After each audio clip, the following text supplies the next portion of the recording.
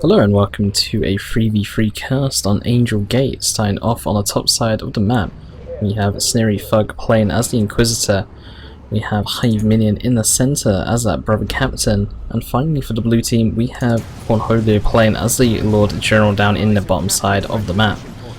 Moving on to the red team, we have Order 227 playing as Lord General on the top side up against the Inquisitor.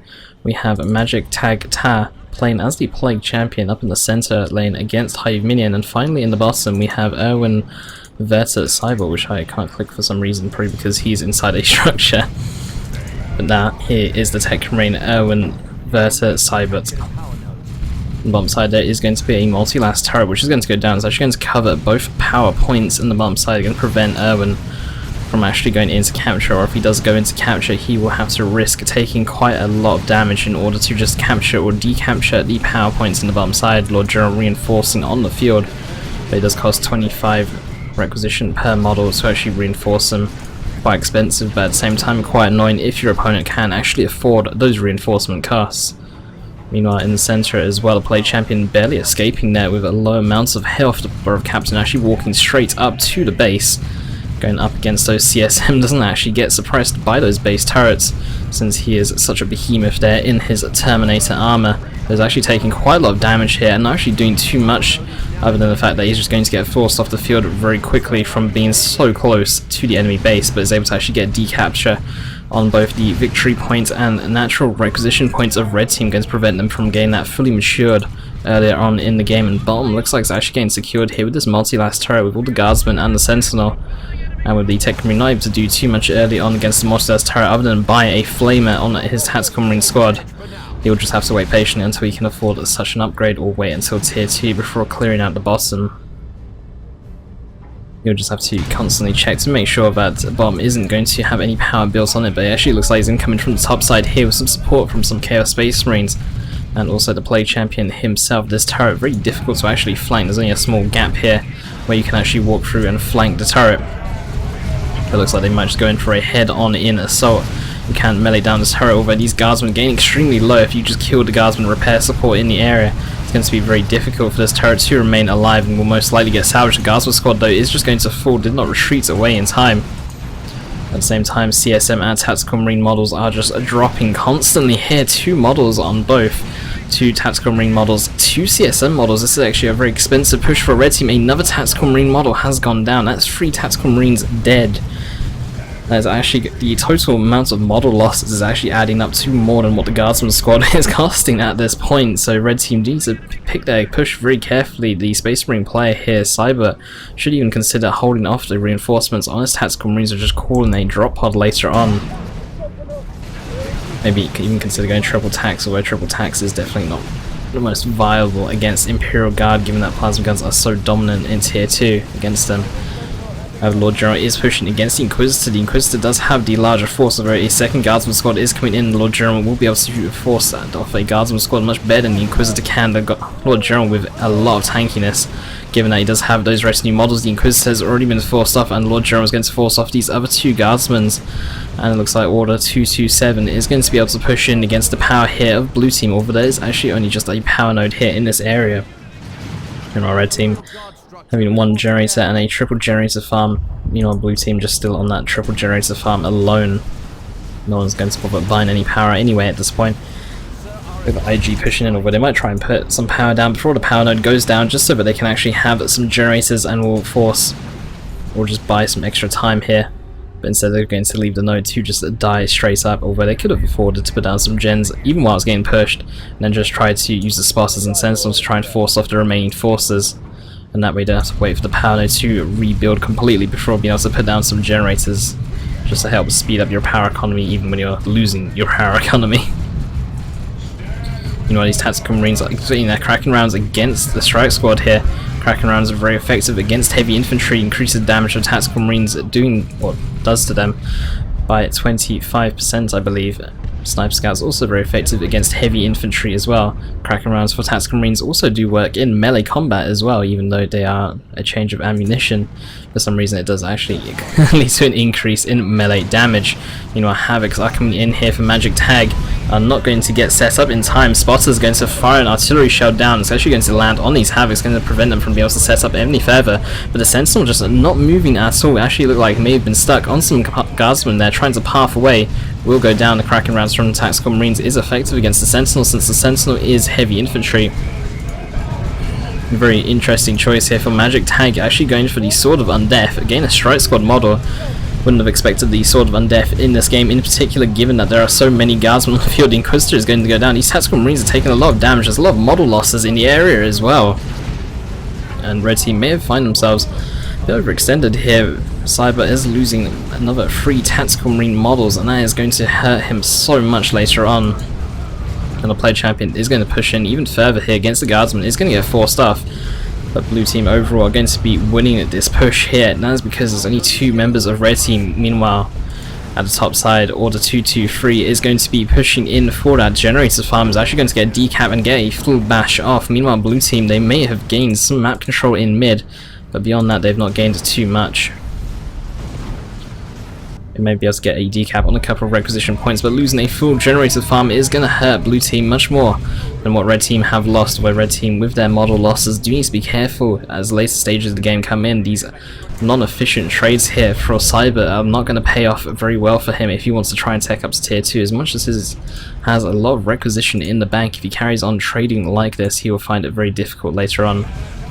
Double Plasma Guardsman now on the field in the bomb side here for Cornholio. Does also have the Sniper Rifle on the Lord General. These Tactical Marines are going to find themselves heavily outmatched. Double Plasma Guns are so effective against heavy infantry. Plasma Guns doing an extra 20% roughly. I can't actually remember the exact number it does, but it does do bonus damage to heavy infantry. Combine that with 2 Plasma Gun upgrades, so twice the amount of that bonus damage.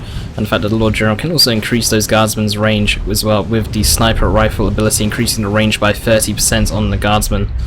Normally the Plasma Guns do reduce the range slightly on the Guardsmen with the Plasma Gun, but with the Sniper Rifle you outrange it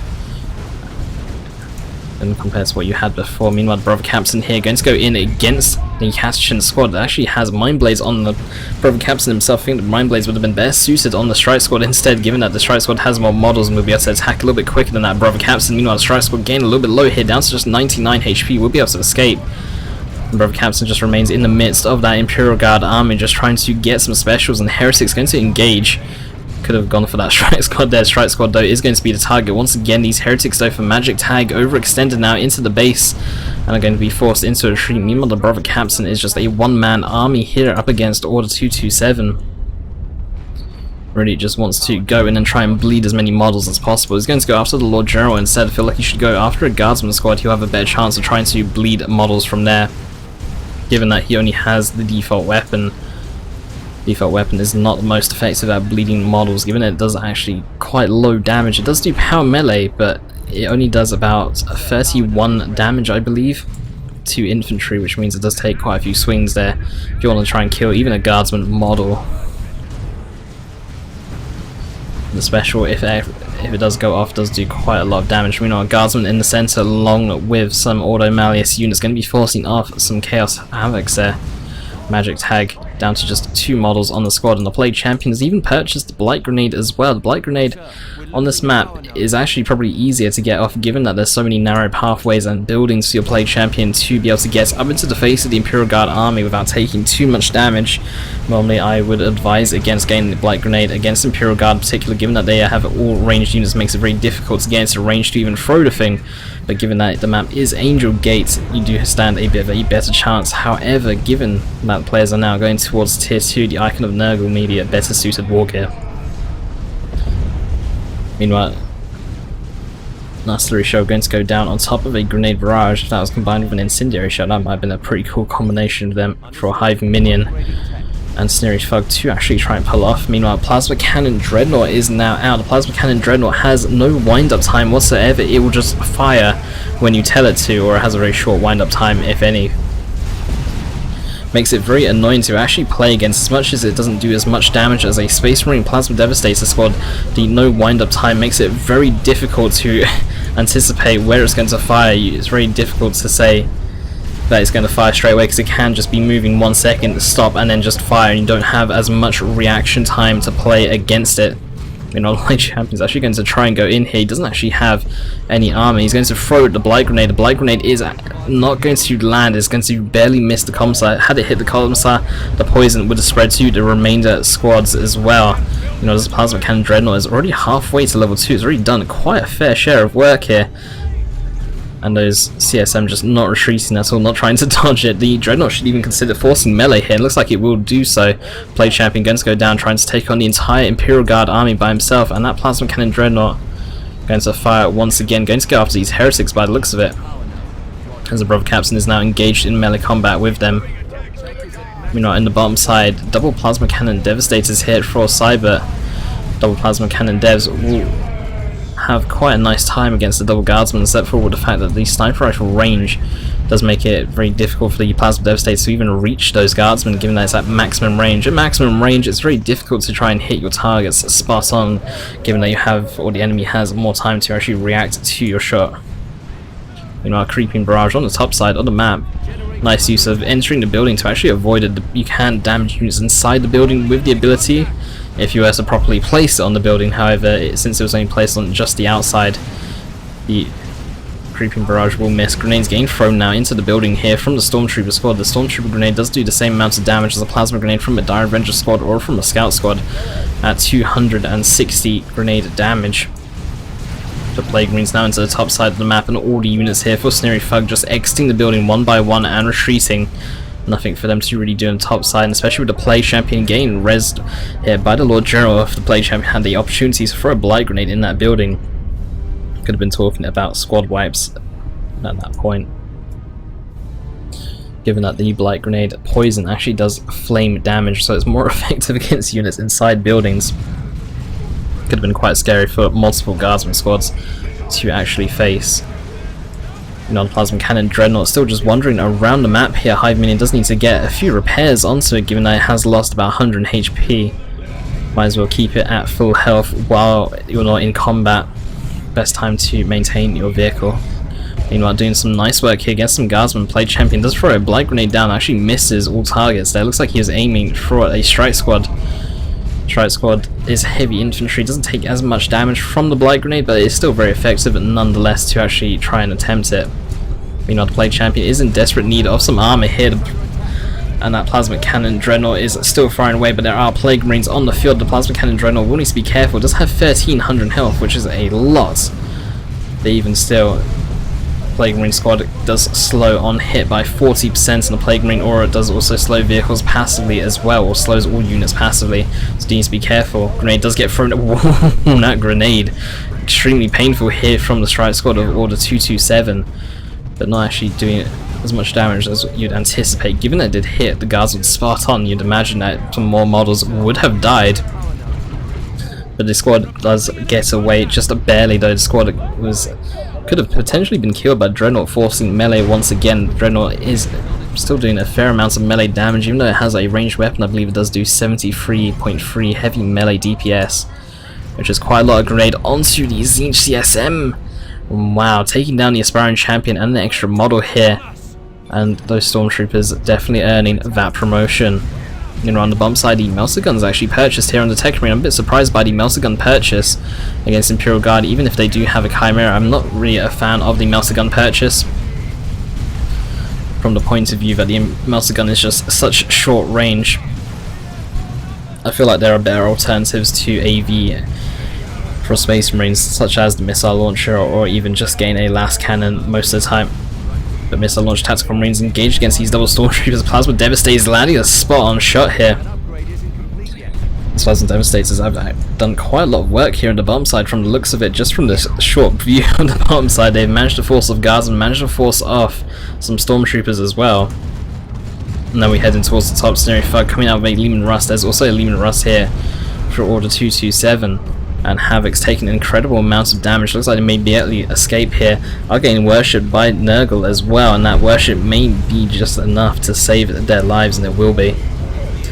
I don't know if I think they may have lived without the worship, but the worship does help out there on their retreat.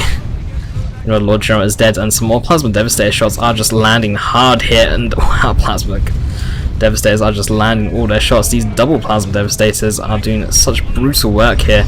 knocking away the brother captain. That Lord General is not going to come back anytime soon at this rate. And Plasma Devastator is not even letting him retreat, just knocking him over constantly. If you had a few more Plasma Devastators, you could probably chain lock him down. And my creeping barrage down into the top side of the map. It is a bit of a mess, this engagement here. Lord General pulling units from the blue side closer to the red side for the red side to actually kill. Those spotters are definitely going to go down here for Sneery Thug, left alone against the entire army, just get dropped in a matter of seconds. You know, these double stormtroopers, they're just taking so much damage from these Plasma Devastators. They need to just sneak around and throw down a grenade instead. And wow, Plasma Devastator is going to be level 3 now. The second squad is level 2, doing so much work. You know, Lehman Russ and the Plasma Cannon Dreadnought just going to sit next to each other. Lehman Russes are going to stare at each other down. Red team making a very strong push here against blue team, and the red team are ahead in VPs as well, 199 to 359. Things are not looking good for the blue side right now, losing their top generator farm, losing control of bottom as well. Guardsmen just taking so much damage here from these Plasma Devastators, making it very difficult for Corn to actually push in the bottom side. Techmarine with double Plasma Devastators, and the fact that he is so close to the base as well makes it so easy for him to just get back on the field if he loses his position. Meanwhile, Rocket Runner actually going to come in, is going to wipe the scout squad in particular, but beyond that won't be able to do up too much to the tactical marine squad or the Techmarine himself. But wiping a fully upgraded scout squad is always useful, especially when it provides such utilities such as repair, detection, and also the fact that you can infiltrate and sneak behind enemy lines to give vision to those Plasma Devastators. Meanwhile, the Plague Champion there, hitting a miner by the looks of it, will end up falling down in the top side. Still no armor, does have some armor on the way, but unfortunately dying before that armor can even become useful. The armor of pestilence providing the Plague Champion with an extra 600 HP. At the same time also reducing his speed, but at the same time also giving him the Aura of Decay ability, one of the strongest war gears for the Plague Champion, given that the massive increase in health and the fact that you don't really need speed on him. He is meant to be a slow commander anyway. You know, the Inquisitor going to go in there with the Inferno Pistol, Plasma Devastators, or from the Plasma Dreadnought rather. Plasma Dreadnought is now level 2, has done quite a lot of work throughout this game, and Plasma Dreadnought is doing quite a bit of damage there to that Lehman. Also, Brother Captain coming in from the flank. This Lehman Russ does back away just in time here. Should be able to get away just fine. Although if the Lehman Russ there for Sneery Thug does decide to chase in, it could be a little bit painful. And wow, these Stormtroopers are taking a lot of damage from that Dreadnought. The Dreadnought is very expensive, 120 power, plus the upgrade for the Plasma Gun probably brings it up to 150 power. But it is doing a lot of work, and the fact that it has no wind-up time whatsoever makes it very difficult and very annoying to actually play against. The fact they can just fire instantly does have a cooldown time because of it, but the cooldown time isn't too bad. You know what, Grey Knight Terminators are just demolishing the CSM here. The Zinch CSM squad is actually going to go down there for a magictag-tah. Really needed that CSM squad in order to actually fight those Terminators. The Inferno damage is effective against super heavy infantry, doing 1-to-1 damage, and really is needed there. There's a Noxious Cloud going to go down, but the Noxious Cloud, as much as it does do heavy melee, and heavy melee is effective against super heavy infantry, it's not really needed. And the Lehman Russ not getting out there in time. The Guardsman squad as well not going to get out there in time by the looks of it. That's going to be 2 big losses there for 227. Baneblade is on the way as he says, but needed that Lehman Russ alive. At the same time, magictag-tah really needing that CSM squad alive. In the bottom side though, Plasma Devastators still hold a position, although one of the power points is still not in control there by Cybot. Meanwhile, Blight Grenade going to get thrown onto these super heavy infantry Terminators. They don't really care about the flame damage. Meanwhile, Holocaust also going to go down here on top of the Plague Champion, but the Plague Champion unaffected by that. I don't know if that's because he got hit by the Plasma Dreadnought or if it's because he has the Armor of Pestilence. I'm not too sure. I'm pretty sure the Armor of Pestilence doesn't provide ability knockback. Immunity. It just says most, so I'm not actually too sure on that. Can't remember the last time I was playing a Plague Champion against Terminators, wondering if I got lifted up or not. The double strike squad's still here for a Hiveminion, but no upgrades on the strike squads in particular. Would imagine to see a Justica from both squads at this point in the game. The Justica is very useful actually this late in the game, given that they can give energy to friendly allied units. Our creeping barrage going to go down. Might actually kill this Techmarine on retreat. He is so low right now. One more hit and he does get finished off there by the creeping barrage. But as I was saying about the Justicas for the Strike Squad, they can provide 40 energy to an allied squad. Terminators with only 100 energy, and the fact that they cannot level will find it very useful, the fact that they can get given some energy. These Havocs are very short-lived, just getting caught out. This Lehman Russ is just trying to drive into the enemy Baneblade. I don't think that it's making the right choice here. These Sponsoons on that Baneblade trying to fire away at that Lehman Russ, and I don't know if it's going to be enough here. Looks like Lehman Russ will be able to get away. The Baneblade might find itself overextended. Demolisher Cannon going to go down, combined with a Noxious Cloud by the looks of it, but Imperial Guard army does spot that in time. Lehman Russ does get away. That Baneblade is already half health. The Plasma Cannon Dreadnought still remains on the field, level 4. Sponsoons though from that Baneblade not really doing too much damage, but enough to force off the Lehman Russ. The Lehman Russ is a very tanky tank though, and can be very difficult to kill, even as a super unit in fact. Meanwhile, Terminator is going to engage here these tactical marines. There are Terminators with an assault cannon, but the Terminators with the assault cannon not going to do too much here. And they shall know no fear is activated as well, but even that is not going to do too much. A point blank Devastator shot doing a lot of friendly fire damage to these tactical marines. Holocaust goes down onto these enemy Terminators, but the Terminators do not care about Holocaust and will just remain standing there. A Terminator model will be lost, but at the same time though, all these tactical marines dying. The squads themselves not dying, but the fact that the models are dying is quite an expensive loss. These Terminators as well are most likely going to bleed a model, but they do teleport away in time to avoid that. The Ordo play champion going to go in alone here against a strike squad. Does use Aura of Decay to knock back the squad. Does throw down a Blight Grenade as well, but the Blight Grenade not most effective against heavy infantry, and this play champion will die in order to try and throw that down. You know, double Stormtroopers here, level 3 and level 2. Probably got quite a few levels there from fighting the Plasma Devastators earlier. Plasma Devastators down to just a single squad, but it is a level 4 squad. Does have a bonus of 16% damage in ranged, so it can come in quite handy against all the guardsmen. Meanwhile, tactical marines on the bottom side here going to get a decap onto the power, but Stormtroopers doing quite a lot of damage. These double Stormtroopers are leveled, so do have a small increase in damage, also have an increase in health, which is probably the more important part. The Stormtroopers dealing their damage in short periods or short bursts can be quite annoying and very effective at bleeding enemy models, compared to just having consistent damage laid out. Meanwhile, Hiveminions Dreadnought here taking quite a bit of damage. Creeping Barrage going to go down into the top side as well. And the Baneblade is now back up to near full HP. The Vindicator has also marked the Baneblade, so we'll be doing bonus damage to it. Meanwhile, the Orbital Bombardment going to go down, going to hit those guardsmen, going to catch out all the guardsmen here for Order 227. The Baneblade is also going to get caught out here. The Baneblade actually reversing back into the Orbital Bombardment Beams. The Bombardment Beams do an insane amount of damage to the Baneblade, and the Baneblade is actually going to fall down here. 81 VPs for blue team, 221 for red team. Red team looks like they are losing quite a lot of units here, and as much as they have the VP lead, it's not going to last too long at this rate. Meanwhile, the enemy Orbital Bombardment Beam is all going to go down in the exact same spot. We'll wipe a Guardsman squad, but you want to spread the beams out as much as possible so you can try and catch out as many units, unless you're going to lock down a particular unit. Meanwhile, Rocket Run gameplays down here by Order. Terminators actually teleport to dodge the second barrage. Didn't think that they would get up that quickly, and we'll be able to get a decap very soon. Meanwhile, 60 VPs for blue team. Things are getting a bit close for them. Tactical Marines going to engage the Sentinel here. The Kraken rounds increasing the damage dealt to the Sentinel, but unable to fire the second barrage of missiles over the Sentinel has now stopped moving. Could potentially fire some missiles there. And blue team's army, in comparison to red team's, is getting quite scary. Red team are going to struggle at this point. In order to try and gain map control, we'll have to rely on the fact that they have so many VPs, and we'll just try or just have to force them off the VPs and just try and slowly bleed them out to what little life that blue team actually have left. Meanwhile, Guardsmen going towards the top side here. This Lehman Russ though is fairly uncontested, although plasma guns do deal 20% damage to vehicles, so if you hit it enough with plasma guns, you will actually be able to hurt it.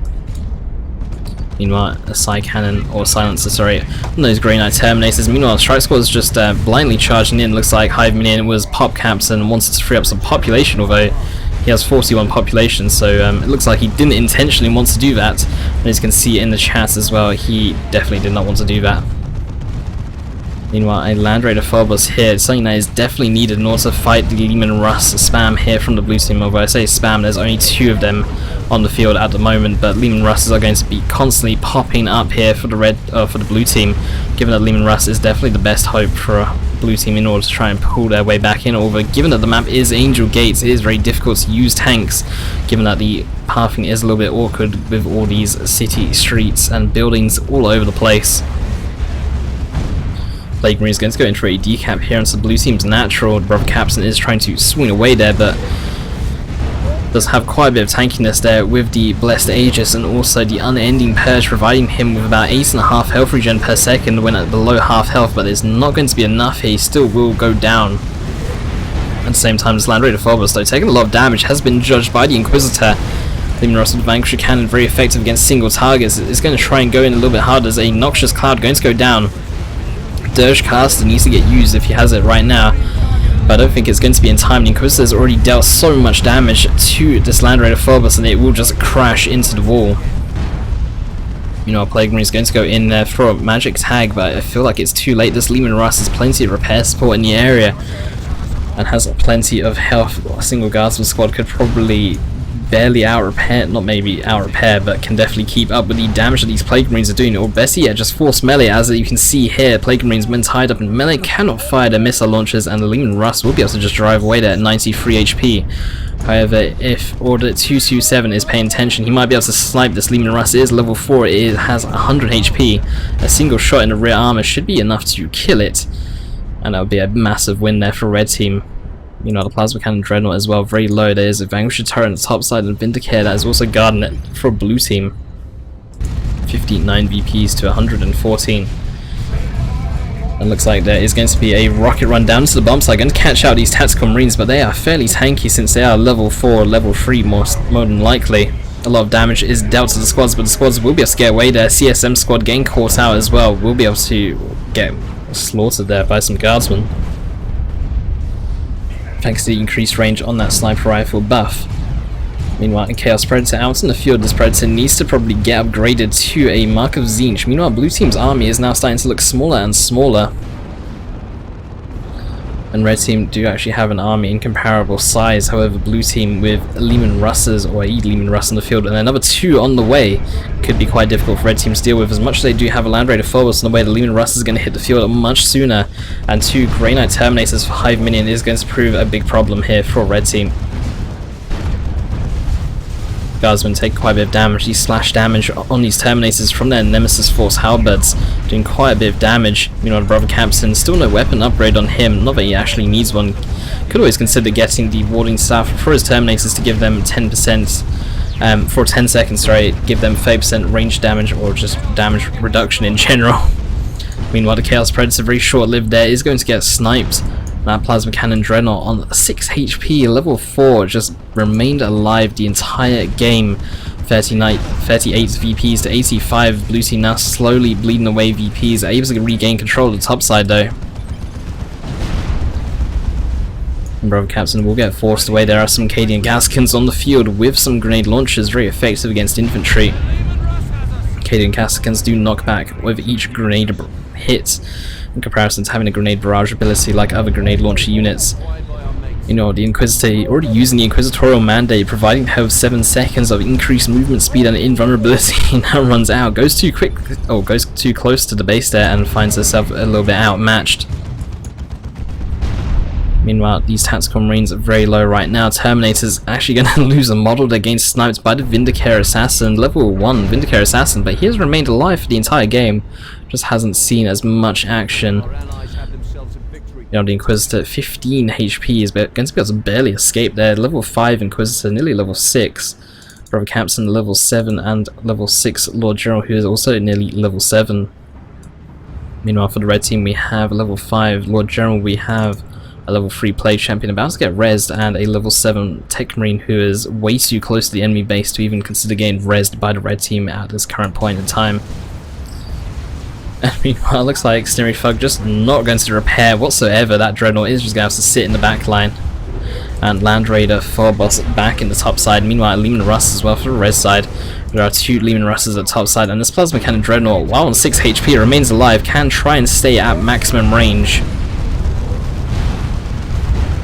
Meanwhile, there is some red for some nukes here for red team. We could see one from Cybot. Instead, we're going to see a Noxious Cloud on top of this Guardsman. Acadian Caskin has thrown a crack grenade onto this Land Raider Phobos to stun it in place.